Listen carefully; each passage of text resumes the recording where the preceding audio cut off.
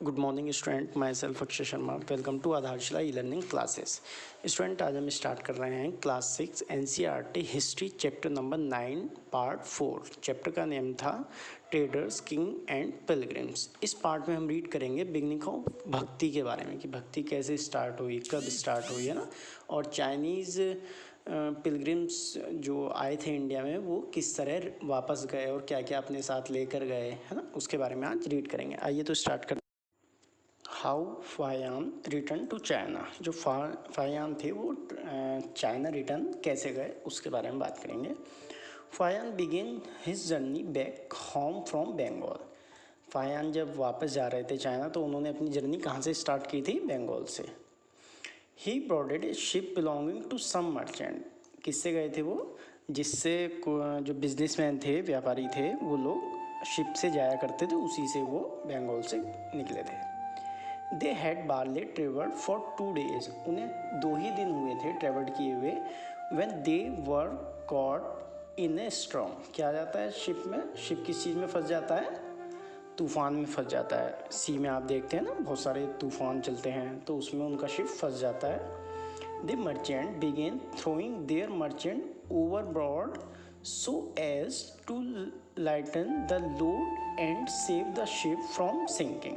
सब लोग क्या कर रहे थे? उसके वेट को लाइटन करने के लिए, हल्का करने के लिए, लोड को कम करने के लिए अपना जो सामान था बिजनेसमैन का, वो लोग उसे फेंक रहे थे समुद्र में, है ना, शिप से बाहर फेंक रहे थे, जिससे उनका जो शिप है वो हल्का हो जाए और डूबे ना।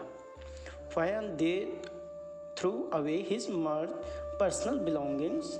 उन्होंने भी अपनी कुछ पर्सनल चीज़ें फेंक दी, है ना। But clung to his book and statue of Buddha that he had collect. उन्होंने क्या नहीं फेंका? जो वो सामान कलेक्ट करके यहाँ से ले गए थे, स्टैचू और बुद्ध की बुक्स, वो नहीं फेंकी, उन्होंने अपना पर्सनल सामान फेंक दिया। Finally the storm subside after 30 days। This is how he describe the sea. फिर क्या हुआ? 30 days तक उन्होंने जो है अपनी एक तरह से ट्रेवल की उसमें, और उसे जो है डिस्क्राइब किया उन्होंने बुक में अपनी, है ना, कि किस तरह की उनकी जर्नी थी। Next para. The sea itself is boundless is extend. Sea क्या होता है? एक तरह से बाउंडलेस होता है, उसकी जो बाउंड्री होती है वो दिखाई नहीं देती। क्यों? क्योंकि बहुत ज़्यादा बड़ा होता है, फैला होता है, एक्सटेंड होता है ना। It is impossible to know east और वेस्ट। हम लोग नहीं जान सकते उसमें कि ईस्ट कौन सा है, वेस्ट कौन सा है, बिना किसके? Except by observing the sun, moon and star in their motion. जब तक हम किसी सन को, मून को या स्टार को ना देखें तो उसमें हमें डायरेक्शन का पता नहीं चल पाता सी में। If it is the dark rainy weather, जब डार्क अंधेरा हो जाता है और रेनी वेदर रहता है, the only plan is to steer by the wind. तो शिप किस ओर चलता है? जिस ओर विंड चल रही है, हवा चल रही है, उस फ्लो में जो चलने लगता है। अंधेरे में पता ही नहीं चलता डायरेक्शन का। It took him more than 19 days to reach Java. 90 days में वो कहाँ पहुँचे थे? जावा पहुँचे। जावा प्लेस का नेम है। Where he halted for 5 months। यहाँ पर वो 5 months रुके before boarding another merchant ship and took him to China. और उसके बाद वो वहाँ से मर्चेंट के साथ शिप में चाइना गए। ठीक, आइए नीचे देखते हैं next para. Xuanzang who took the land route back to China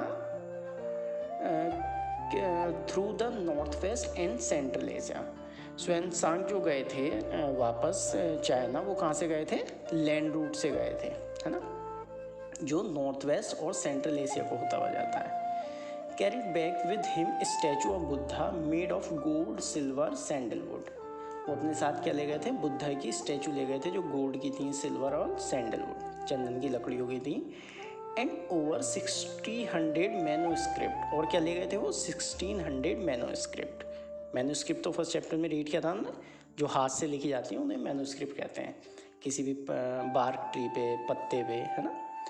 loaded on the back on off 20 horses। किस पर रख के ले गए थे वो? 20 horses पर रख कर ले गए थे। ओवर 50 मैनोस्क्रिप्ट वर लॉस्ट, जिसमें से 50 मैनोस्क्रिप्ट लॉस्ट हो गई थी। When the boat on the which he was crossing the Indus capsize. जब वो इंडस रिवर को क्रॉस कर रहे थे उस समय उनकी 50 मैनोस्क्रिप्ट खो गई थी, मतलब गिर गई होंगी। He spent the rest of the life translating the remaining manuscript from Sanskrit to China. उसके बाद उन्होंने अपनी लाइफ जो है किस चीज़ में स्पेंड की, जो वो यहाँ से मैन्यूस्क्रिप्ट ले गए थे वो किस में थी, संस्कृत में, उन्होंने उसे चाइनीज़ लैंग्वेज में कन्वर्ट करने में टाइम लगाया। ठीक, आइए next, Nalanda, a unique centre of Buddhist learning. Buddhist learning का एक यूनिक सेंटर था नालंदा। ठीक, Xuanzang and other pilgrims spent time studying in Nalanda. जो भी पिलग्रिम्स आते थे वो अपना टाइम स्पेंड करते थे नालंदा में, किस चीज़ में, स्टडी करने में। नालंदा जो है इस समय बिहार जो है वहाँ पर है। The most famous Buddhist monasteries of the period, ये उस पीरियड का मोस्ट फेमस बुद्धिस्ट मोनास्ट्रीज है, टेम्पल है एक तरह से, या एजुकेशन सेंटर है। This is how he describe it, उन्होंने इसे इसके बारे में डिस्क्राइब किया है क्या, the teacher are man of highest ability and talent. वहाँ के जो टीचर होते थे उस समय, ये बुक में लिखा है उन्होंने Xuanzang ने, कि वहाँ के जो टीचर्स थे वो हाईएस्ट एबिलिटी के थे और टैलेंटेड थे। They follow the strict and everyone has the follow the teaching of the Buddha in all sincerity. वो सब लोग सिंसियर होकर बुद्धा की टीचिंग को करते थे। The rule of the monastery are strict, उनके रूल बहुत स्ट्रिक्ट थे। And everyone has follow them, और सभी उसे फॉलो करते थे। Discussion are held throughout the day, सब लोग डे में डिस्कस करते थे।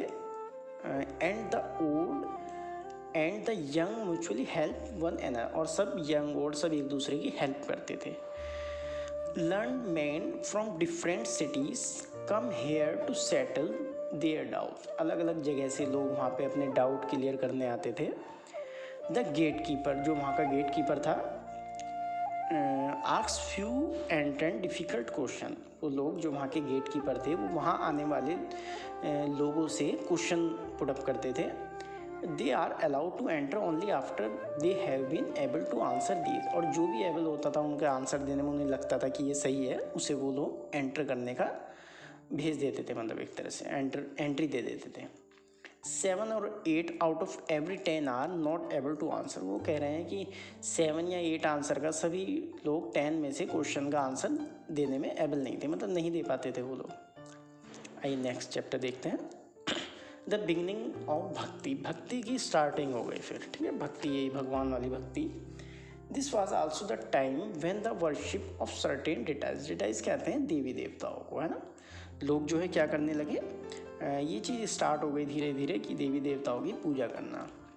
विच become a central features of later Hinduism gain in importance, धीरे धीरे ये जो है हिंदू रिलीजन जो है उसकी आइडेंटिटी बन गई, एक तरह से फीचर्स बन गया, पहचान बन गई। दिस डिटाइज इंक्लूडिंग, कौन कौन से देवी देवता थे उसमें, Shiva, Vishnu and goddesses such as Durga. Shiv Vishnu underline कर लेना इन्हें, और गॉडेस कहते हैं देवी को, जैसे Durga. These deities were worshipped through भक्ति, सब लोग इनकी मतलब एक तरह से पूजा करने लगे, किसके थ्रू, भक्ति के through. An idea that become very popular at this time, और ये उस टाइम बहुत ज़्यादा पॉपुलर हो गई भक्ति। Bhakti is generally understood as a person devotion of his her chosen deity. भक्ति क्या थी, कोई भी पर्सन, कोई भी हो, चाहे मेल हो फीमेल हो, वो किसी भी डिटाइड मतलब देवता की पूजा करने के लिए एक तरह से डिवोट हो जाता था।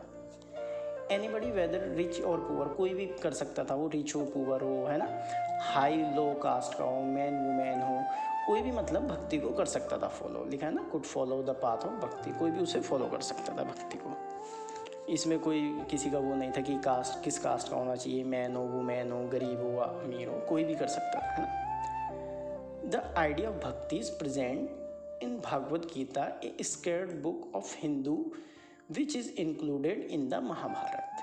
महाभारत का एक पार्ट है भागवत गीता, उसमें भक्ति को जो है डिस्क्राइब किया गया है ना, उसके आइडियाज़ बताए गए हैं। In this Krishna of God, उसमें कृष्णा गॉड है, asks Arjun his devotee and friend to abandon all dharmas and take refuge in him as only he can set Arjun free from every evil। उसमें भगवान कृष्ण अर्जुन से कहते हैं कि आप जो है मेरी शरण में आ जाओ, है ना, तो मैं आपको क्या कर दूंगा, अर्जुन को बिल्कुल फ्री कर देंगे, वो फ्रॉम एवरी evil, सभी परेशानी जो है उनकी उससे फ्री कर देंगे वो।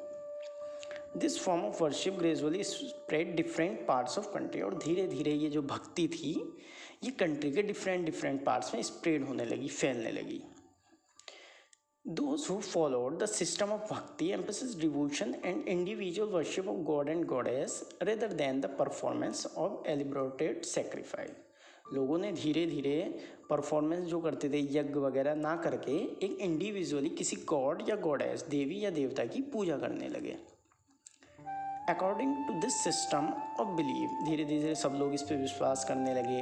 If a devotee worship the chosen deity a pure heart, लोग क्या कहने लगे कि कोई भी अपना प्योर हार्ट, साफ दिल से किसी की भी मतलब पूजा करेगा डिटाई की, किसी भी देवी देवता की, the deity will appear in the form in which he और शी में डिज़ायर, वो उसी ही हो या शी हो, देवी हो या देवता हो, कोई भी हो, वो उसके सामने उसी तरह आ जाएंगे।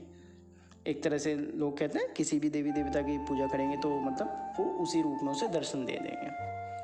सो the deity could be throughout the human being lion, ऐसा नहीं था कि वो लोग मतलब किसी देवी देवता की पूजा करते हैं, उसमें लॉयन भी थे, ट्री भी थे, एनी अदर फॉर्म, बहुत सारी चीज़ें थी जिसको वो एक तरह से गॉड के रूप में मानते थे।